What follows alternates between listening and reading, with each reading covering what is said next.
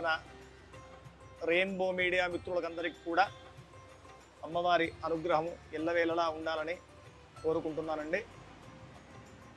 ఈ యొక్క మన దేవాలయము చాలా విశిష్టమైన దేవాలయం అండి. ఈ యొక్క దేవాలయం గురించి మన భాగ్యనగరంలో చాలామందికి కూడా తెలియదు. ఇప్పుడిప్పుడే భక్తులు వస్తున్నారు. ఇక్కడ ఉన్న కొన్ని ఏరియాల్లో ఈ అమ్మవారి విశిష్టత గురించి తెలుస్తుంది. ఈ యొక్క దేవాలయము 1921వ సంవత్సరంలో బండి రాజమ్మ గారు కీర్తిశేషులు వారు ఈ యొక్క అమ్మవారిని ఇక్కడ ప్రతిష్ఠించడం జరిగింది.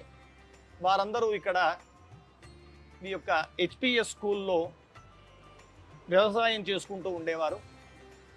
ఆ రోజుల్లో చాలా వరకు కూడా ఇక్కడ పనికి వచ్చేవారు కాస్త దెబ్బలు తాకుతూ ఉండడం వల్ల ఇక్కడ అమ్మవారిని చిన్న అమ్మవారి విగ్రహాన్ని ప్రతిష్ఠించి రోజు కూడా పూజలు చేస్తూ వారి వారి పనులకు వెళ్తూ ఉండేవారు.